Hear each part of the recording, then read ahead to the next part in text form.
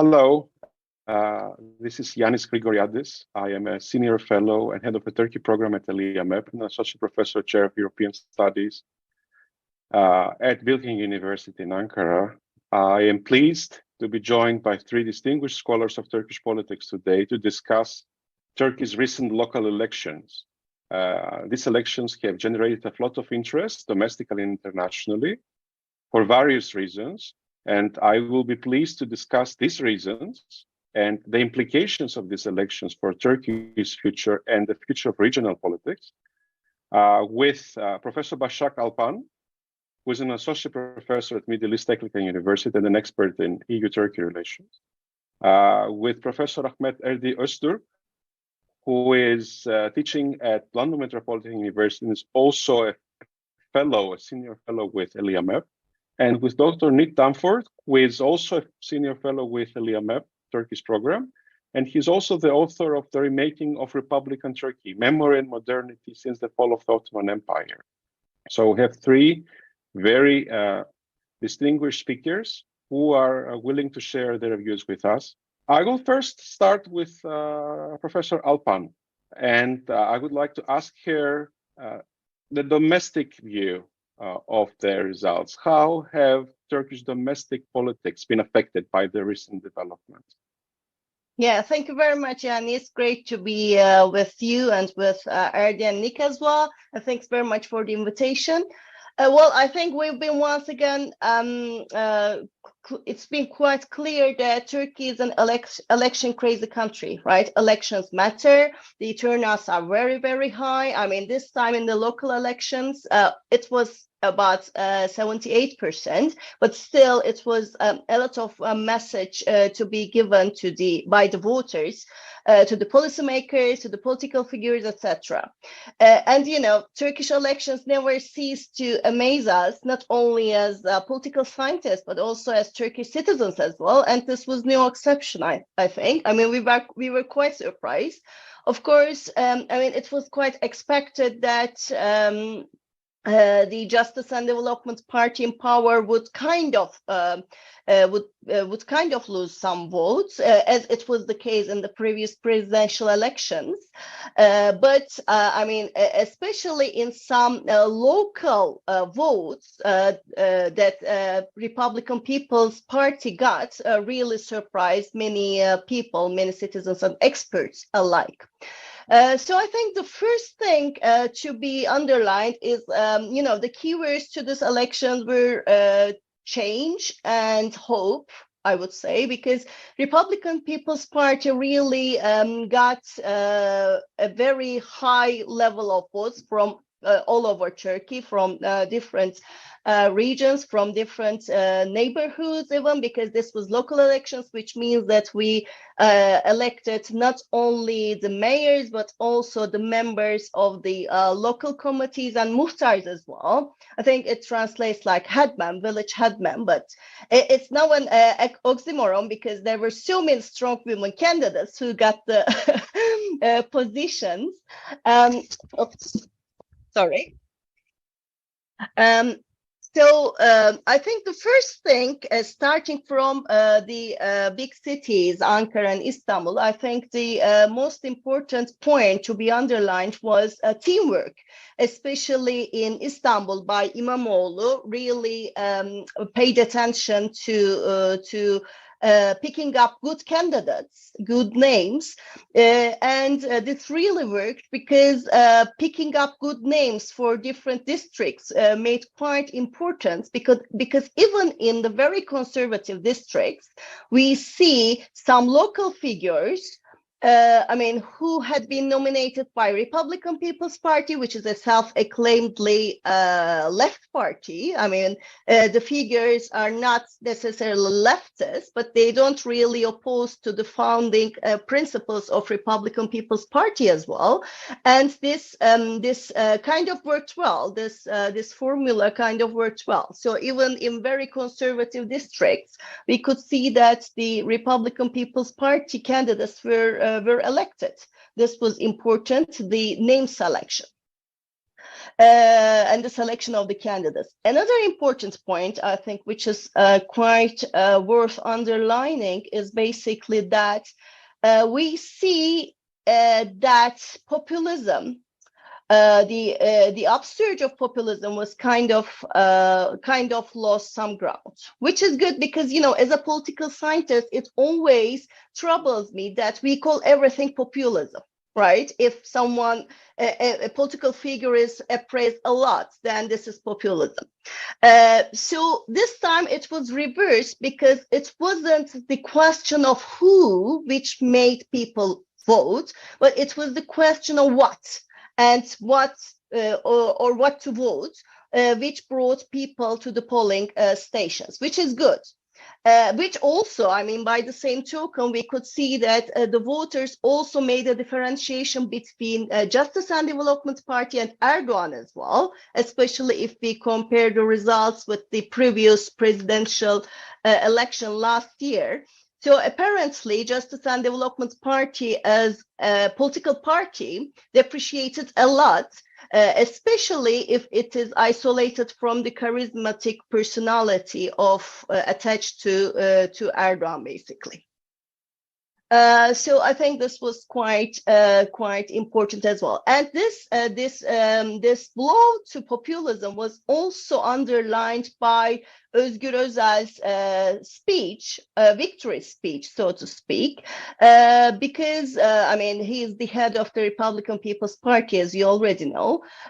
Because after everything, the results were out, after it was clear that this was really a victory. His speech showed that the forthcoming days will not show antagonization between two camps or demonization of one camp, but it will rather be it was rather an embracing speech, embracing all differences, because I think implicitly the party is aware that these votes are just let's say votes of confidence, but this doesn't mean that this will bring a Republican People's Party to a watershed victory in general election. So I think the party leadership is quite aware of the fact that they must pay quite attention. So am I talking too much, or how are we doing with? I think we're still, yeah. We're fine. This is always my worry, So I think apparently Justice and Development Party was one of the losers. Winner, I think the first winner is quite apparent.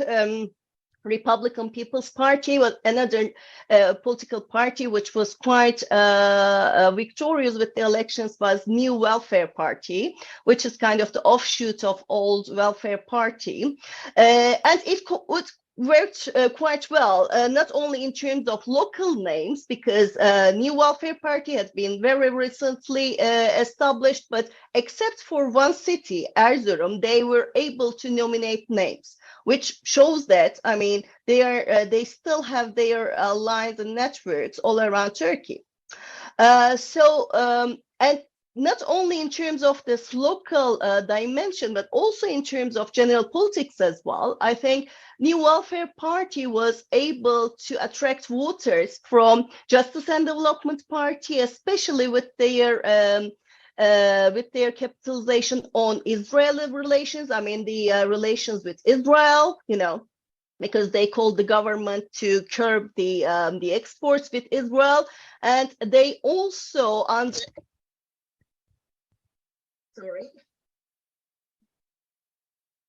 Sorry, is it okay? Yeah. They also. We cannot hear you now, Basak. Is it okay now?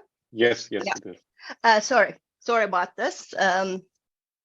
So they did not only underline this point with Israel, but they also underlined the point that high inflation rates are hurting everyone, but especially the retired people, because the dissidence of the retired people was quite an issue. So this also had an impact on the dissatisfaction with the ruling party as well, which was reflected in the polling results as well.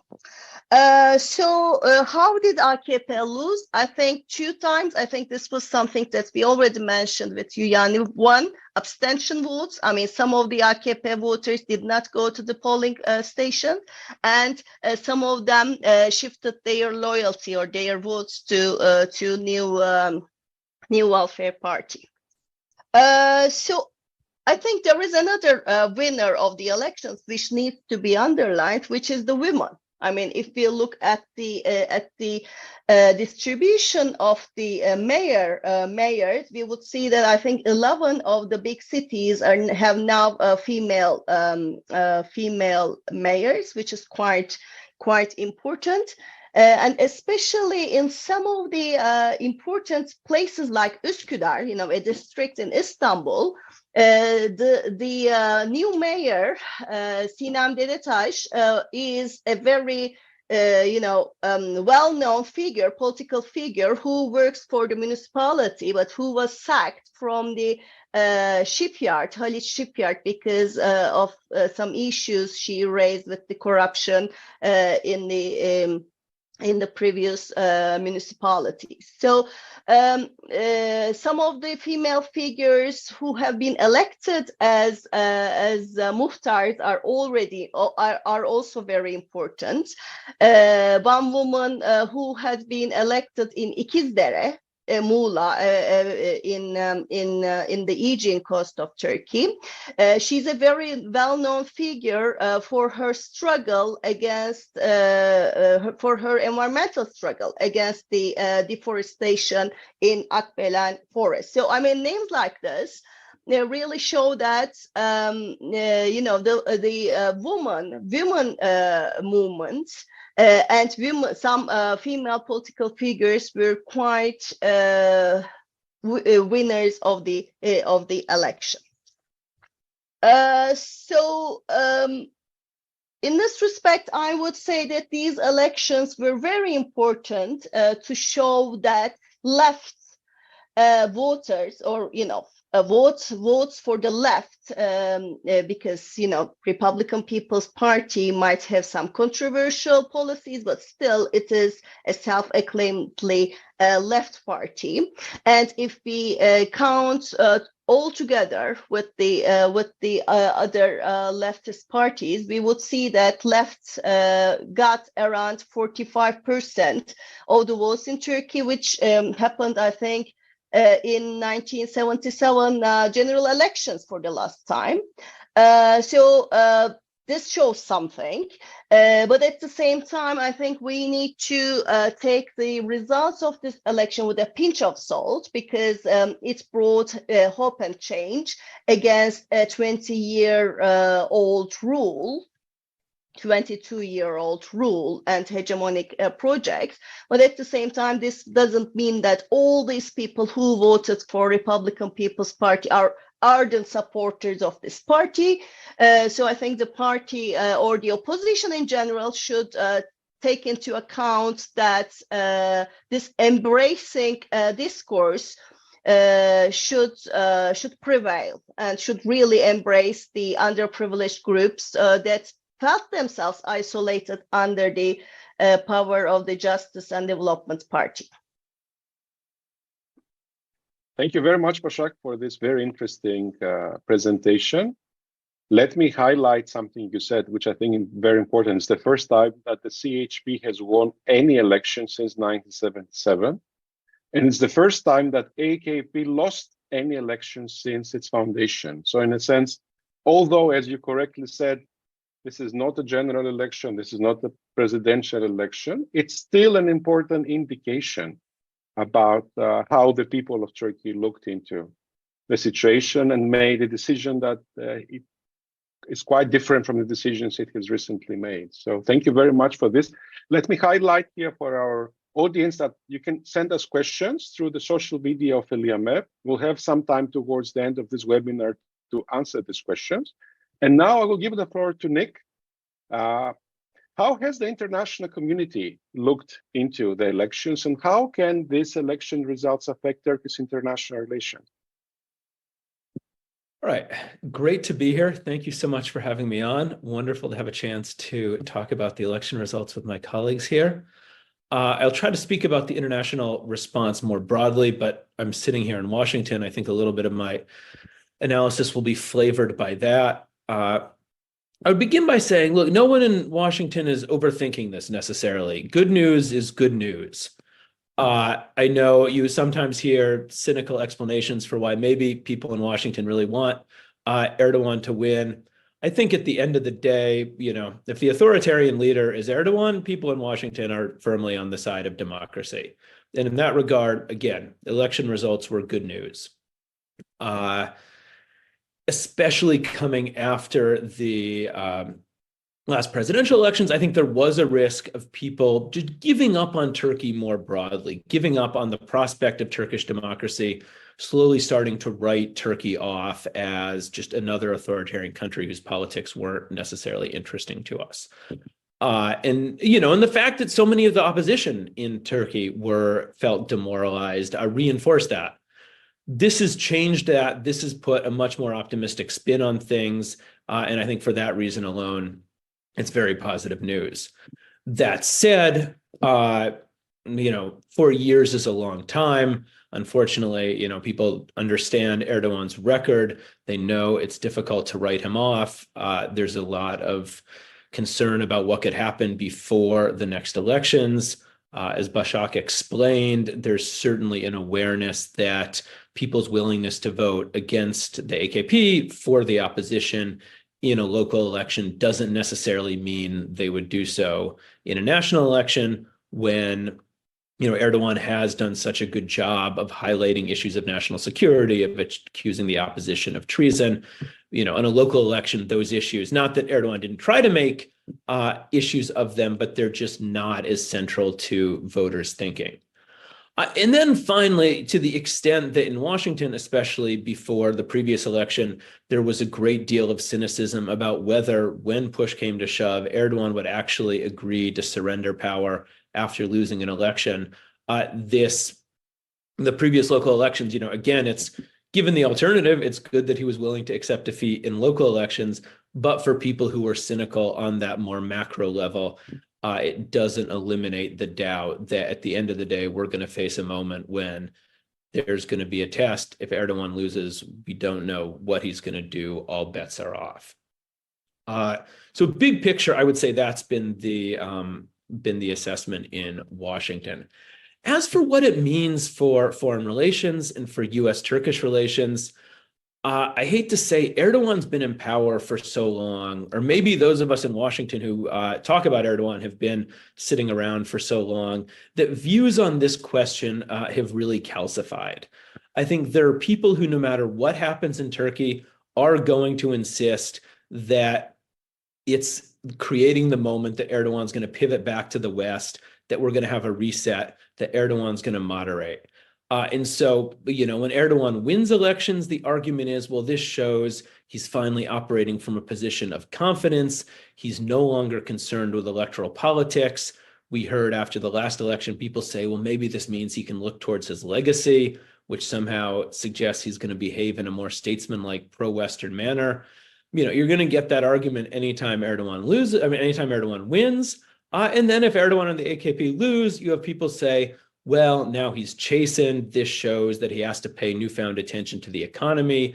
This shows that he's going to be reined in. And as a result, in order to keep the economy on track, in order to keep his economically minded voters satisfied, now he's going to have to pivot back to the West. Now he's going to have to be more accommodating. He's weaker. He won't be able to take the risks that he would otherwise. And of course, you also have people making the opposite of those arguments. You have people who say when he wins, well, look, this means he's going to be unleashed. This means there'll be no constraints on him pursuing his anti-Western ideological agenda. And by the same token, when Erdogan loses, you say, well, now he's going to have to double down on his nationalist anti-Western confrontational politics to rebuild his base. So you can make any of these arguments. People have made any of these arguments. What I would say, to the extent I have any coherent thoughts on this, I would certainly put myself more in the camp of saying, Erdogan's Erdogan. As long as he's the one in power, you're going to have a frustrating, tense, largely dysfunctional relationship with the United States, punctuated by moments of cooperation, punctuated by moments of successful transactionalism. We can talk about all that. But I think, from my point of view, from Europe's perspective, from America's perspective, Erdogan is Erdogan. That said, what does stand out to me about looking at the last elections, it does seem like Erdogan's playing the long game. He resisted the urge to engage in the kind of economic populist measures that might have won him votes in the local elections, but would have cost him in the medium term in terms of the health of the Turkish economy. He's been willing to keep the reformist economic policies that many of us were skeptical about. He's been willing to keep them in place through the election. Again, that suggests, whatever he does in the future, for now, he's playing the long game, trying to keep the economy healthy, trying to maintain the sort of traditional electoral base of support. I also think the way he ultimately handled the issue of the Vaughan elections, it looked like that was going to be another case where the government was going to revert to its previous authoritarian policies of overturning electoral results when pro-Kurdish mayors won. That was the immediate fallout. Again, I don't know what was happening behind the scenes, who approved that. No guarantee that 6 months from now, a year from now, they won't go ahead and arrest everyone from the Dem Party who won. But for now, at least, it seems like Erdogan's goal is to avoid confrontation, not escalate things, project an air of confidence, project an air of democratic calm. And, again, no guarantees that's going to be his policy for the next 4 years, but for the short term, better than the alternative. At the end of the day, despite having talked about the two impulses in Washington when it comes to analyzing the election, I do think there's also been, for the Biden administration at least, a fairly consistent policy when it comes to dealing with Erdogan. People, particularly in the State Department, are always optimistic about whether there's going to be an opportunity to work with Turkey, but that optimism is realistic. At the end of the day, no one's taking risks in order to try to make new forms of cooperation work. The ball is pretty much in Turkey's court. When there are specific things that need to be fixed, that specific needs that the US has from Turkey, like Sweden's NATO membership, the administration is willing to get involved, do what it takes. The F-16s for Swedish NATO membership deal, coming with the bonus of Erdogan's visit to Washington, was at the end of the day not anything that anyone was thrilled about, but shows that the administration is going to make cooperation work on specific issues where they feel like they need to. At the same time, expectations are fairly low for when it comes to Turkey. I remember Secretary of State Blinken's first trip to the Middle East after the war in Gaza broke out. He didn't go to Ankara. And I remember hearing a Turkish journalist, I believe, say, well, was Blinken trying to send a message to Erdogan that Turkey wasn't as important anymore? And it struck me that I don't think Blinken was trying to send that message. I think that's just the message. I think that's just, at the end of the day, when it comes specifically to issues like Gaza, no one's really expecting Turkey to play a constructive role, and to the extent the U.S. can use diplomacy to prevent Turkey from playing an unconstructive role, that's really the kind of wins that people are looking for. And then, it was actually striking, I should have mentioned this earlier, the fact that the one concrete change Turkey has made, Erdogan has made to his foreign policy after the elections was announcing this cutoff or this, new restrictions on trade with Israel. And it remains to be seen how much of an impact that will have. I know our colleague Dimitar Bechev was joking yesterday on Twitter that this means trade will be routed through Azerbaijan going forward. But symbolically, at least, it was showing that, to the extent the economy was a concern to voters, Erdogan still assumes that something that nominally at least will have economic repercussions, but that looks good in the foreign policy arena, that looks like taking a stronger stand, a more aggressive stand on an issue that people in Turkey, and in this case, most of the world, are largely united on, is a risk he's willing to take, is a calculation that, like in the last national election, he thinks taking strong foreign policy stands is ultimately going to resonate more with voters than the specific health of the economy. And that, I guess, brings me to my final point, which is the upcoming visit from Erdogan. Again, no one in Washington's thrilled about this. I think it'd probably be a little more awkward after Erdogan's electoral defeat. It makes it look a little more gratuitous, like we're not just embracing an authoritarian leader, but an authoritarian leader whose people have already rejected him. They'll probably be able to spin it with some, if the fact that Turkey had healthy local elections shows that Turkey's a democracy, so this actually isn't as bad that we're meeting with Erdogan. At the end of the day, it's embarrassing. No one feels good about it, but Erdogan approved Sweden's NATO membership. And when it comes to Turkey and NATO, Washington knows how to overlook concerns about democracy for the sake of keeping NATO strong. So the interesting thing to me will be how Gaza plays out. I do think Erdogan will, given Biden's position, given his position, given the world's position, will feel compelled to say something about that. It's probably particularly sensitive for Biden at a moment when he assumes that a lot of people in, again, the world, the United States, even his own administration might be more sympathetic to where Erdogan stands on Gaza right now than where Biden stands on Gaza right now. So there's going to be some fun management trying, I assume, to figure out how the optics of this are going to work out. I'll be excited to watch it. But at the end of the day, policy-wise, I don't think anything huge one way or the other is going to come out of Erdogan's visit. Thank you very much, Nick, for this very, very insightful comments. Let me highlight here something that I think it's worth mentioning. Ever since that the constitutional referendum and the introduction of presidential system in Turkey, the role of the foreign ministry, the role of the defense ministry, the army in shaping foreign policy has diminished. And it's all about the president and the presidential office, which of course means that predictability has become lower. And it is possible to have these U-turns that we've been witnessing in the last couple of months over a number of topics related to Turkish foreign policy. So I will now give the floor to Erdi. Erdi wrote a very interesting policy paper on Turkey's local elections just before the elections themselves. So I would like to ask his opinion on how his thoughts before the elections are reflecting now on Turkey's new political reality. Thank you, Ioannis. It's always great to speak under the umbrella of ELIAMEP and great to see friends and colleagues, but first and foremost, friends.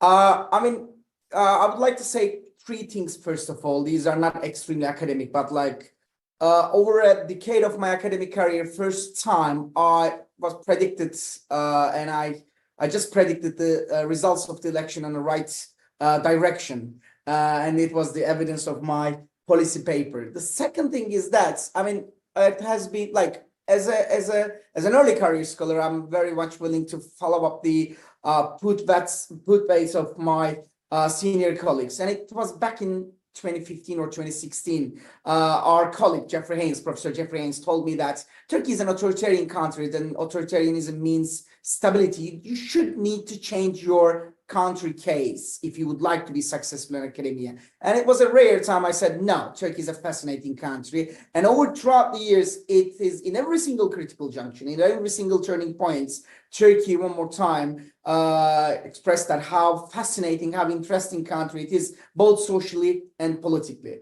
And again, more than 10 years, most probably, it might be the first time I've been talking something positive and about hope regarding Turkey.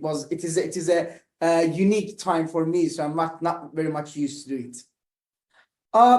There are lots of question marks in my mind. They were in my mind when I was writing this policy paper, and they are still in my mind. The first thing is that we've been talking about the results of the local election, but the big question is that whether this election was really local or not, or just a kind of a sample or an early stage of the big competition between two camps. I mean, what I'm saying that, when we check the results of the local election, the implications is not very local. That is why Basak talked about the domestic politics and Nick talked about the foreign policy and the foreign perspectives. Did you realize, or did you come to place any place that the individuals are talking about the Slovenian local elections outreach to the foreign policies? No, but Turkey still, I'm not sharing the same idea with the policymakers in DC. Turkey still is an important country. That's why right now we're talking about the local elections results, both regionally and globally. This is the first thing. The second thing, I think the election was not that local because of its results. Okay, since 1977, if I'm not mistaken, CHP is located in the first party, but right now, CHP municipalities has been controlling more than 50% of the Turkish economy. So this is, when we are trying to explain the main dynamics of the Justice and Development Party regime, it is a neo-patrimonial regime, then this neo-patrimonialism needs an economic force, right? And this means that the results, the local election results, will have a huge impact of the general policy. And the other thing is that, this, in terms of domestic politics, I think there will be three new possible effects. The first effect will be about the AKP. I'm not talking about the government. I'm not talking about the regime. Then I'll come to that point. But I'm talking about the party as a political structure. There's been a common sentences. Turkey is equal to Erdogan. Erdogan is equal to Turkey. There is no party. There is Erdogan. No, there is party. And it shows that because it gave some candidates, shows that the party is right now is not working properly. In these circumstances, what we've been seeing that after 22 years of tiredness, the party, the AKP, not Erdogan, but in terms of local, within the bureaucracy, within the economic structures, if they would like to stay alive after 4 years, they have to transform themselves. And we are in a position that we will observe that. Okay, there is some rumors about the possible ministerial changes over the next months, but this is not enough for a party who lost the election in a local level. Then we most probably will see the local transformation of the party and we will observe something new. The second one is about the CHP. We all know that a country like that, like Turkey, the politics is not a clear arena. Religion is inside in it. The sex is inside in it. Different religious communities are inside in it, and the economy is inside in it. And it was so difficult for an actor to beat the current chairman, but it happened in the CHP, despite of Kılıçdaroğlu's Alevi background and all so on and so forth. And right now, after this election, what we have been observing that CHP has a chairperson right now, Özgür Özel. CHP is a kind of a trademark leader, popular leader, Ekrem İmamoğlu.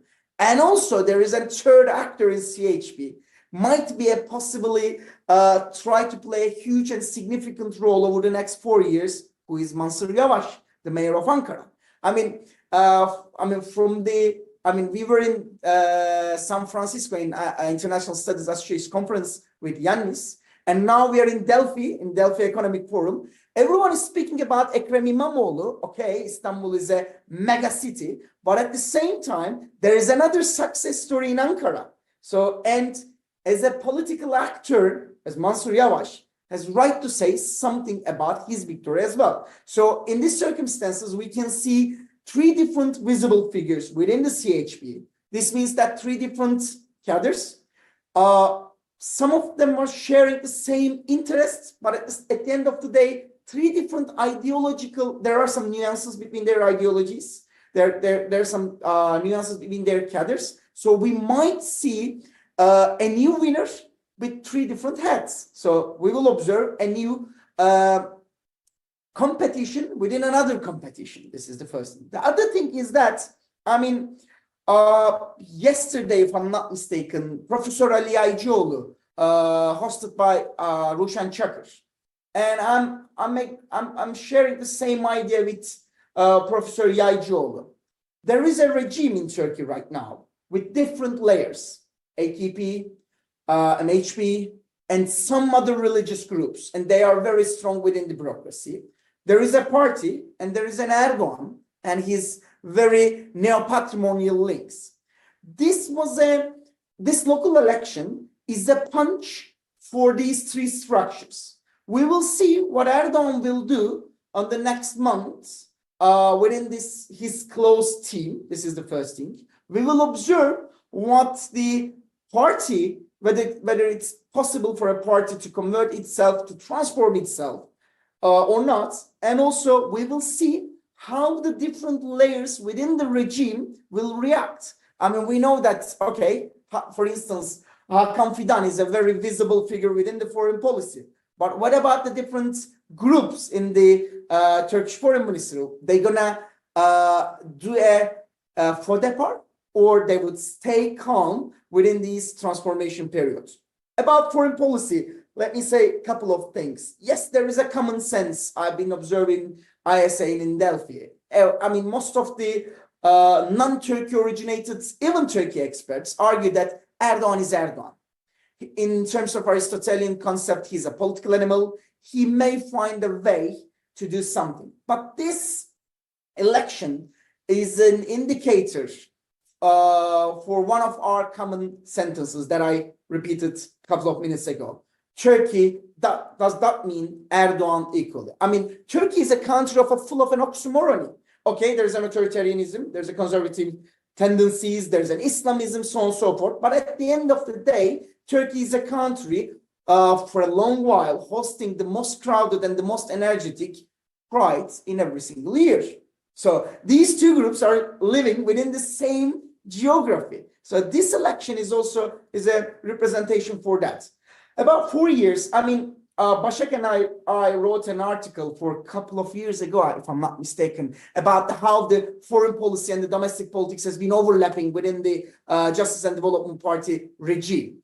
In these circumstances, my expectation, one way or another, Erdogan has been trying to use foreign policy activities to get a gain in Ankara. For example, most probably in June or July, Turkey will have an extraterritorial operation to the northern Iraq.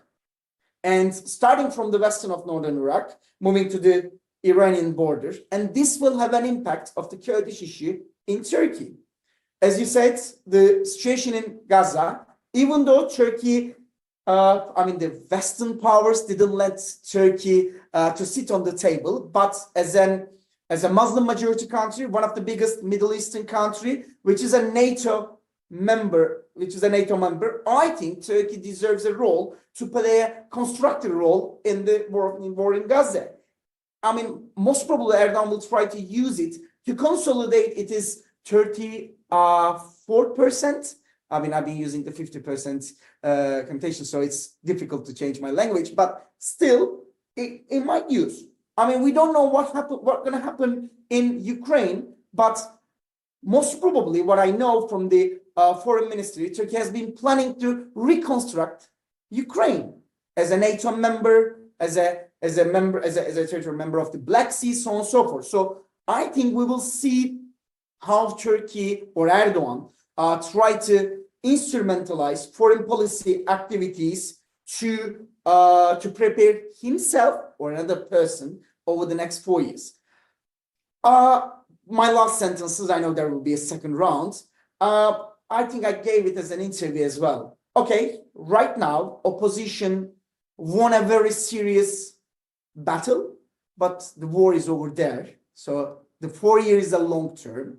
The second thing is that, I mean, on the one hand, I am optimistic in terms of opposition, but on the other hand, there are lots of different indicators that we can't control and projecting from that side.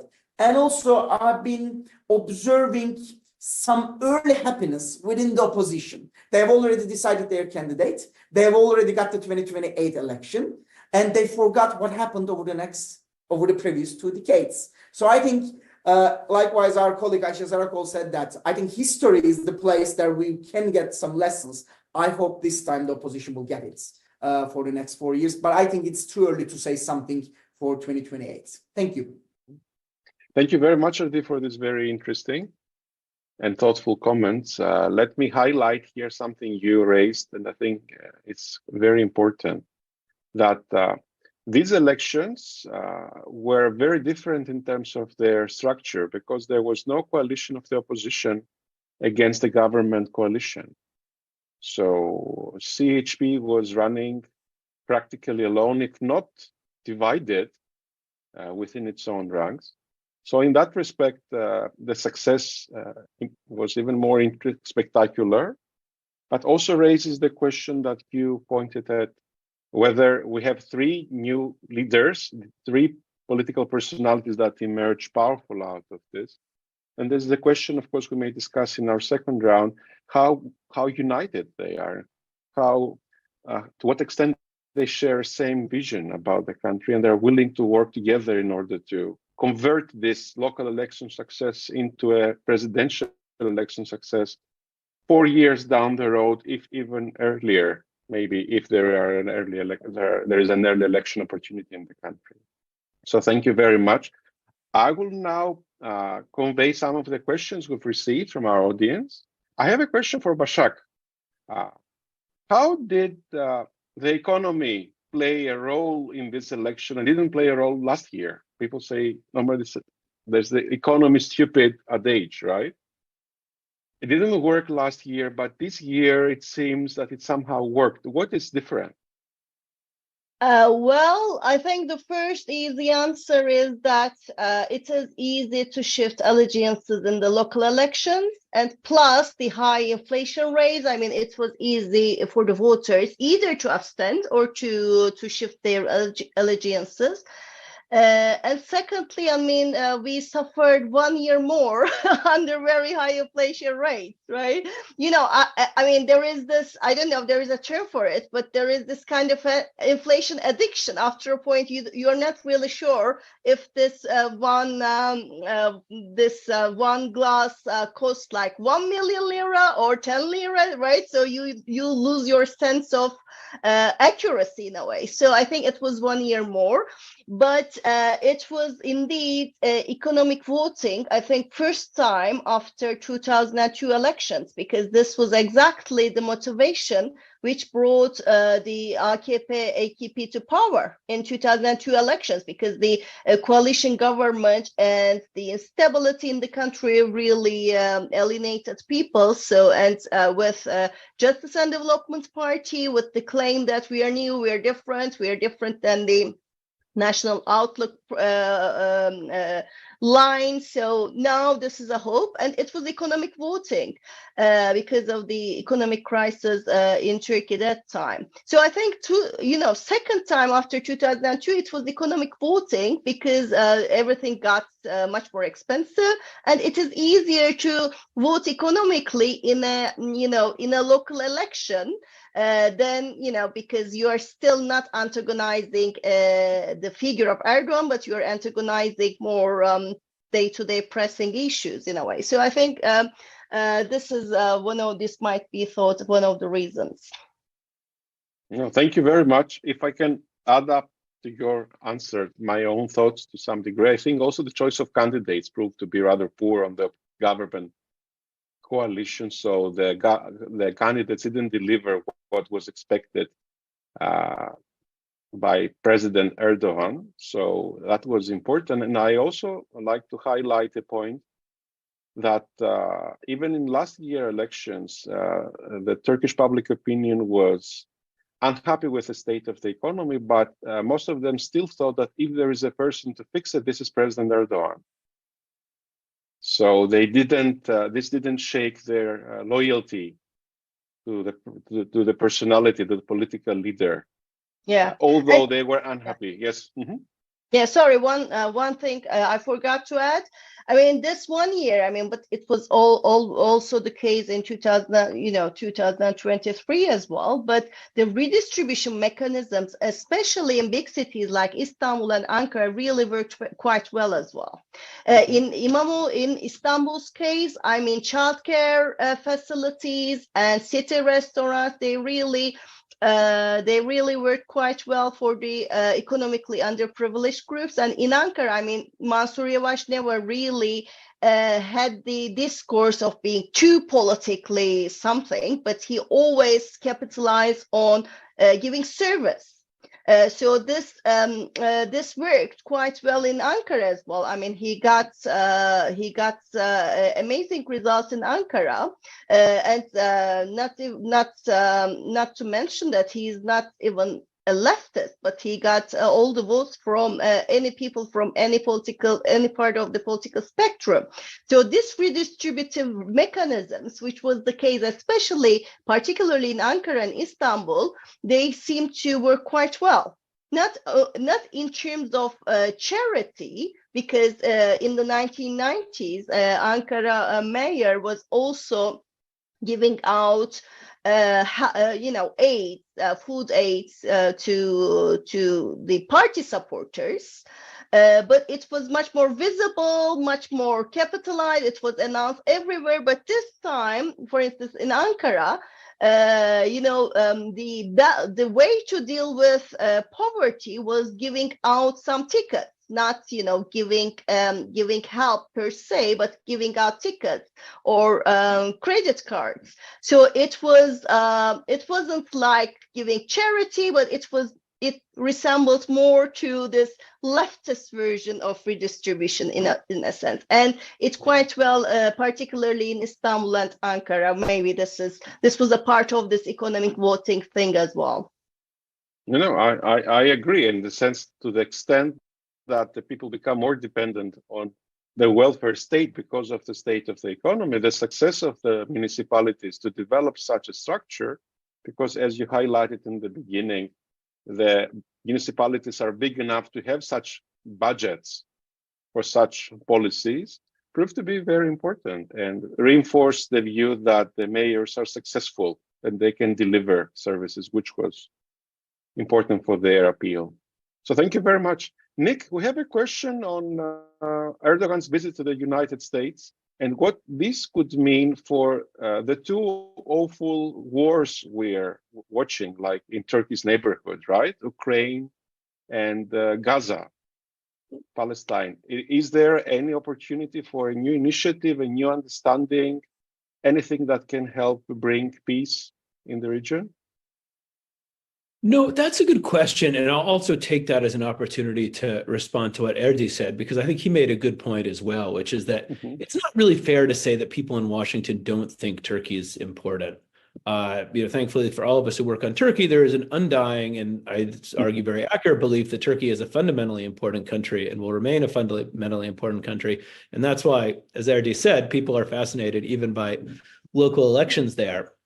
I think the issue is that so long as Erdogan is in power and so long as Erdogan seems to be pursuing the policies that he's consistently pursued, the sense is that engaging with Turkey isn't important. The sense is that Turkey isn't going to be able to deliver the things that Washington would hope from engagement. And I think that speaks very much to both this question and what Erdi was saying about Gaza. I suspect people would like nothing more than for Erdogan to be able to play a constructive role in handling the Gaza issue, whether that was dealing with the humanitarian catastrophe that's taking place now, whether that was helping to come up with some kind of day after plan, which no one seems to have the faintest idea for. I think the problem is, and this is why I'm pessimistic in response to the question, is that given the trajectory of Turkish foreign policy, there simply isn't a sense that Turkey is going to be able to play that constructive role.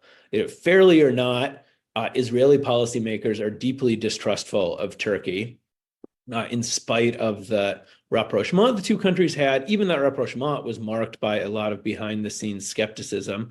And then Erdogan's public pronouncements, even as they're seen as just rhetoric, his willingness to describe Hamas fighters as freedom fighters, reject calling them terrorists, this has had a big impact on Israeli politics, Israeli opinion.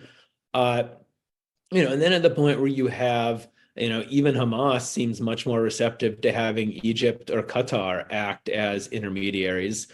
You're now in a situation where, again, it just doesn't, the countries that people are looking to are Egypt, are Qatar, are Jordan, are Saudi Arabia, and no one, at least to my knowledge, has seen any kind of real venue or understanding for how Turkey would play the role that was necessary in helping resolve this.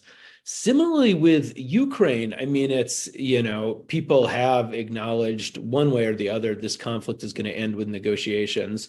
When it comes time for negotiations, it will be important to have a good negotiator. Turkey's put forward its eagerness to do that. China, Brazil, India, there's no lack of countries that would be eager to negotiate some kind of resolution to the conflict. The issue now is that, the prerequisite for having successful negotiations to end the conflict doesn't seem to be the lack of an intermediary. It seems to be the conviction on the part of both parties that they would continue to gain from fighting further. And that's where I think, Turkey's always saying to Washington, well, look, we play this important role in being able to serve as an intermediary by being on good terms with NATO and good terms with Vladimir Putin. The perception in Washington is what's going to get you successful negotiations is successful, sufficient military pressure on Putin to make him give up on his maximalist goals in Ukraine. And what people in Washington want from a NATO member isn't someone playing both sides in the hopes of being an intermediary, but someone who is actually going to assist in getting to the point where Putin is willing to negotiate on terms that Western countries are looking for. Again, you can complain about Biden's Ukraine policy if you want. You can speculate about what a catastrophe it's going to be depending on the results of the elections. But for now, I think that's still the perspective in Washington. And as a result, the way Turkey's been managing the conflict isn't necessarily, as much as Turkey is trying to present this as something that Washington should be happy with, it's not. Yeah. And the follow-up question, Nick, because I was received it just now. Jump between you and Nick in here? Is that possible? Yes. Of course. Sorry. I know we are here to talk about the local election, but I think both for the local election and for general, I think it's important how we're going to read Turkey. I might be one of the political authors who's punching Turkey a lot, but I know when it's time for kiss, I'm ready for kiss. So not responses to Nick, but two responses to the foreign policy makers from outside of Turkey, because I think about two issues with Gaza and with Ukraine. Turkey is extremely underrating due to Erdogan. In Gaza issue, for example, there's a religious point of view, there's an interest point of view, there's many points of view, right? And this issue should need a kind of a solution. But I remember the Antony Blinken's visits to Tel Aviv and said that I'm here not for the Secretary of US, I'm here as a Jew. Oh my goodness, this is a Very difficult answer. And what is West is waiting to solve this issue with the capacities, with the state capacities of Qatar, Egypt. Okay, Qatar is a very rich country. It's an important basement for Hamas. But at the end of the day, Qatar is a young village. This is the first point. The second point is that about Ukraine, for instance. I mean, Turkey, I'm not saying Erdogan, Turkey is the only NATO member or member of a Western camp who can both talk with Zelensky and Putin at the same time. If you would like to play a mediation role or a guarantorship, you need to sit on the same table with two actors. And Turkey is one of the unique stuff. And I mean, as a London-originated scholar, what I would say that majority of the UK's foreign policy is dealing with the Ukraine war right now. But at the end of the war, I know the British interest, troops, investments will go back to London, but Turkey is a Black Sea country at the same time. So I mean, this is how we say that underestimating the results of the local election. I think it's a long, ongoing process, underestimating the state capacities, not talking about the government, not talking about the Erdogan government capacities. Because yes, still Erdogan has been occupying a huge and a hegemonic role within the state, but there is still a state within Turkey. Sorry to jump over here. No, thank you very much for your comment. Nick, would you like to respond? I just say no. I mean, that's the fundamental question that I feel like one way or another we've all been arguing about for years. Is it that Turkey's capacity on the international scene is underestimated because of Erdogan, or is it that Turkey's capacity is a lot lower than it should be because of Erdogan? And I'd argue that it's the latter. But right. Thank you very much. There's a question for you, Erdi. Getting back to the local elections. How will the result influence Erdogan's domestic policy? What can he do, or what could he do in order to change the course of developments and consolidate his hegemonic position again? I don't like this kind of futuristic and £1 million bonus questions.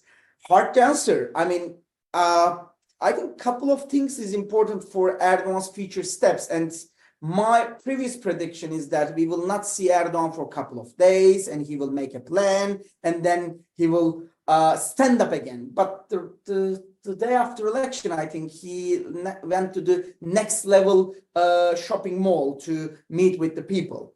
And I think for Erdogan, he needs time because it's a tough defeat for him, never ever experienced. Just like the one thing is I think important, Erdogan's political background or the AKP's background, if we will consider they're coming from the national outlook movement, coming from not only periphery, but always an opposition and always opposition. But they forgot these days. They have been in power in 22 years, so they don't know how to act as a second party. So it will be a new praxis for them.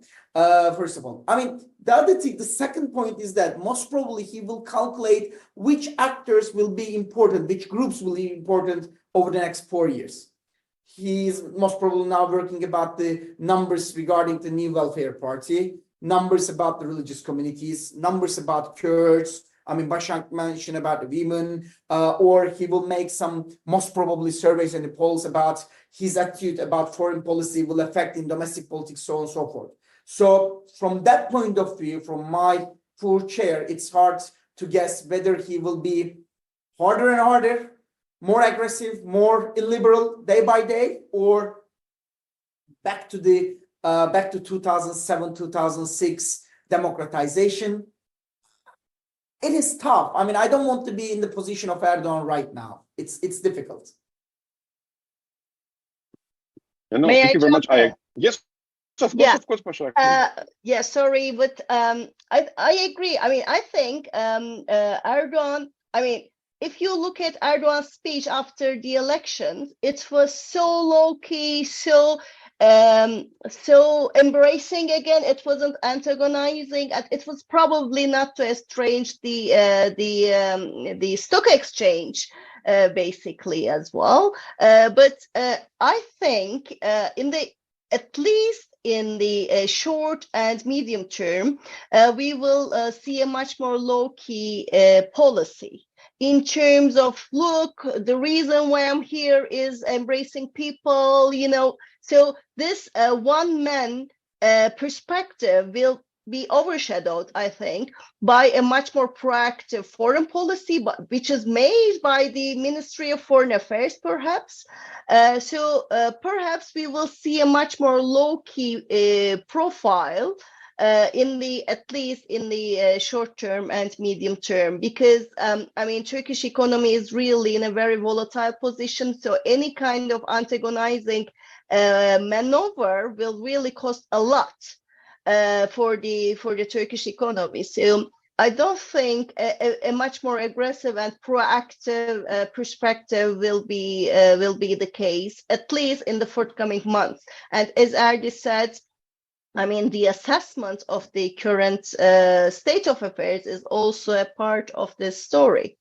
So it might be much more agreeable in a way for the forthcoming months in terms of Erdogan's domestic policy.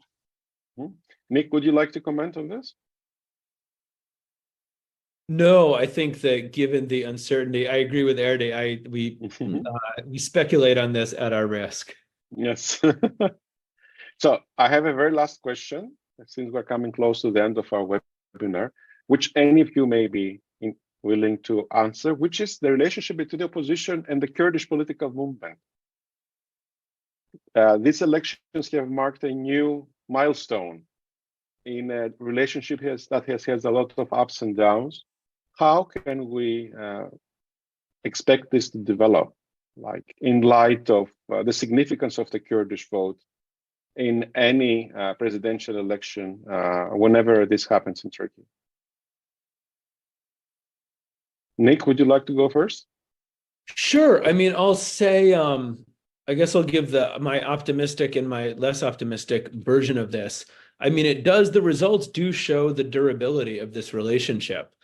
Given the anger at the CHP after the nationalist turn it took in the second round of the election, given the amount of criticism that generated from a lot of people, but particularly Kurdish voters, the fact that, again, in this election, so many Kurdish voters were willing to throw their support behind the CHP. When it did look like the government was going to overturn the election results in Van, you also saw very quick responses from CHP officials coming out in defense of democracy there. So I think that is certainly a healthy sign.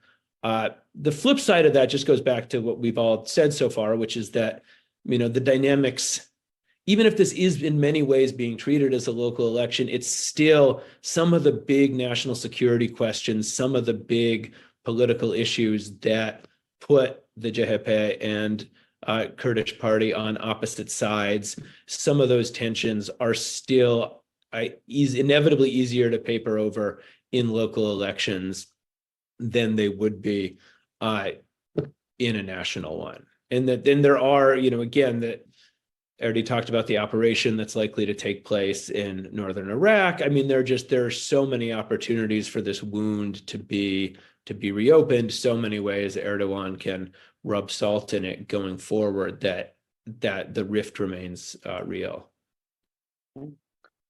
Erdi, what do you think? Well, Turkey is one of the countries, the level of the politicization in the society is extremely high. All of us know Turkey very well. Every taxi driver is acting like a university professor of the Department of Political Science, right? And they're mostly talking like very truly. And we've been talking that is turnout level is extremely low. We're talking about 77%. Any Western country couldn't dream about it. In this election, just think about that. I don't know the reason of Abdullah Öcalan, but I can read the reason of Selahattin Demirtas. They didn't play a significant role for the local election. For example, Basak Demirtas would be the possible candidate in Istanbul. Most probably Ekrem İmamoğlu will get the election again, but not a 10% differences. Kurds acted extremely logical. And you remember what was the one of the first statement of Meral Danış, the candidate from the Kurdish party, don't consider all the votes is yours. and this is something quite important. So within these 4 years, I think the benefit of opposition, if Ekrem İmamoğlu or Yavaş will be the candidate for the next presidential election, if I were in their shoes, they would focus only the municipality activities, local activities over the next 2.5 years, and they not make a huge comments, issues like the extraterritorial operation in northern Iraq. Leave that floor to Özgür Özel and the CHP. If there will be some mistakes, the party will be there because both Yavaş and İmamoğlu's popularity rate is higher than the vote of CHP. So if there will be a tiredness like observed by the party and not make the candidates within the election periods, again, like within the 4 years, it's huge topic. It's a huge time, and there are different topics. Likewise, economy, whether Erdogan will be the candidate or not. In these circumstances, I am sure they will find a common midpoint to change the president and then the system and then the regime. So I'm in trust, not the future steps of Erdogan, but the multi-layered structure of opposition right now and the political level, politicized level of the Kurds. And we should also consider that. If I'm not mistaken, Abdullah Öcalan is almost 8 years old right now. And within 4 years, if something will happen to him, the Kurds will not divided many pieces, but still for this local election, we heard different advices from the different parts of the Kurdish groups. Leyla Zana and Ahmet Turk give another declaration, but the youth generation of the Kurds was very close to Ekrem İmamoğlu, so on and so forth. And Basak was very rightly underlined that despite of Mansur Yavaş nationalistic backgrounds, Kurds or leftist or left and liberals or youth generation, so on and so forth, they voted for Yavaş. So I think right now Turkey has been suffering a much more sophisticated problem than the Kurdish issue, and I'm sure they can find a way to solve it. Thank you so much, Annie. Thank you, Erdi. Basak? Exactly, I agree. And I think we also have to take into account the shifts in Turkish politics as well, in terms of the shift from HDP, People's Democracy Party, to DEM Party, because for HDP, they always represented themselves as a party of Turkey. But DEM Party, I mean, discursively rather, we would see that they are rather for the rights and liberties of the Kurds in particular. So, I mean, due to, so many different reasons. But the politics on the part of the Kurds is different now. They are very politicized, that's true. But I think we could see the hints of this in Özgür Özel's victory speech as well, or at least in terms of his comment about the election results from Van. He said that we can't really deny people's will, right? So this is unacceptable, blah, blah. So I think Özgür Özel will be much more proactive in terms of co-opting the Kurds as well. I mean, you are right in saying that Mansur Yavaş is not the most leftist person in this world, but at the party politics level, I think there will be rather more and more steps on the part of the Republican People's Party to co-opt the Kurds. I think we could see the hints in Özgür Özel's embracing speech as well. Thank you very much, Basak. There are so many questions to answer, but we have no time left for this time. I would like to thank you very much, Professor Basak Alpan, Professor Erdi Öztürk, and Dr. Nicholas Danforth for their participation today in our webinar. We tried to elucidate some important aspects of the recent elections in Turkey, the local elections, and their implications for Turkey's domestic and foreign policy.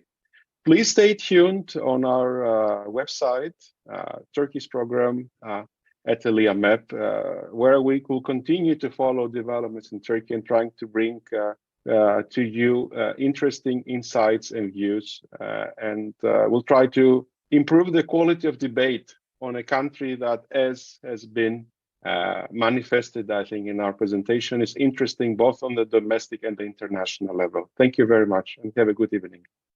Thank you, Yanni. Thank you all.